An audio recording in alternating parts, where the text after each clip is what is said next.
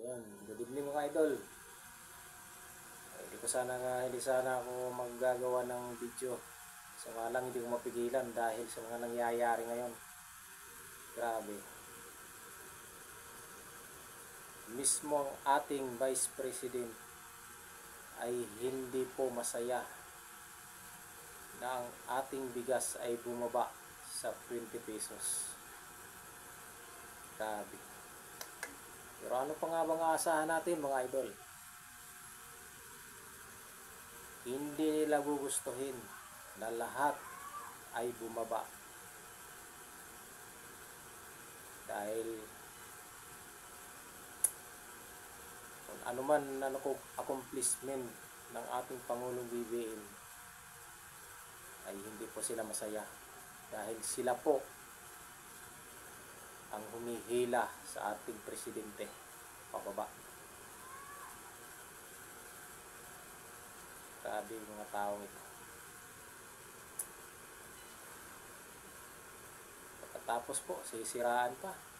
Nagbibenta na 20 pesos ay hindi makain. Para lang daw sa hayop. Anong klase sila? Sigaw ng sigaw na bumaba ang bigas. Sigaw ng sigaw, saan ang 20 pesos? Ngayon nangyayari na. Iba na naman ang reaksyon nila. Grabe mga tao na to. Wala nang ibang ginawang mabuti dito sa ating bansa. Hindi sana ako mag-vlog, kaso nga lang hindi ko mapigilan dahil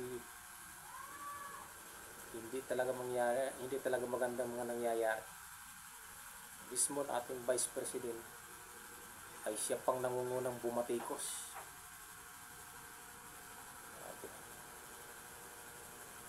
Dapat isa sa masaya na bumaba na ang ating bigas dahil marami pong mga Pilipinong nasa laylayan na nagugutom. Malaking tulong po ito. At kung bakit sa Visayas lang ito sisimulan.